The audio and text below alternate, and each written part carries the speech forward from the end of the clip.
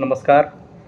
मैंने आपको पिछली वीडियो में बताया था कि ई-वे बिल होता क्या है और ई-वे बिल कितनी वैल्यू पर जनरेट किया जाता है। अब मैं आपको बताऊंगा कि किन किन केस में ई-वे बिल मैंडेटरी है ही नहीं, यानी कि ई-वे बिल की रिक्वायरमेंट है ही नहीं। ई-वे बिल आपको इन केसों में ई-वे बिल की आवश्यकता है ही नहीं है। कौन कौन से केस हैं?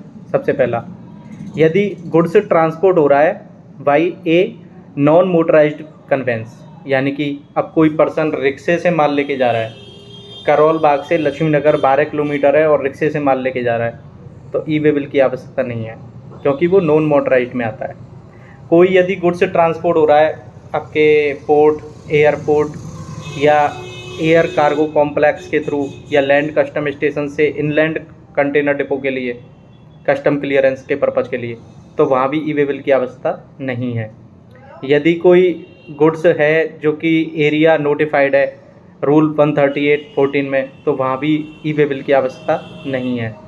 सोना चांदी है, यदि वो जा रहे हैं, अब सोने चांदी को गवर्नमेंट ने इसीलिए बाहर किया था कि अगर सोना चांदी जा रहा है और किसी को पता चल गया तो कोई लूट के ले जाएगा, ई-वे बिल बनाते रहोगे या किसी को लोकेशन ना पता चले।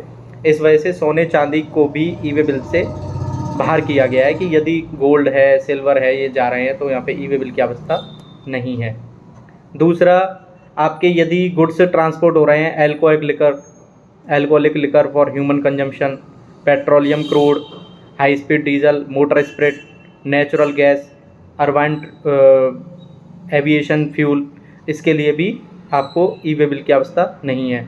यदि ऐसी गुड्स या ऐसी सप्लाई जो कि शेड्यूल 3 के अंदर, शेड्यूल 3 एक लिस्ट है पूरी जीएसटी में, वो भी मैं आपको बता दूंगा।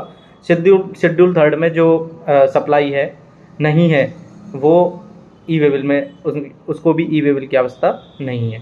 ऐसे गुड्स जो शेड्यूल 3 में कवर्ड होते हैं उनके लिए ई-वे बिल की आवश्यकता नहीं है। Thank you.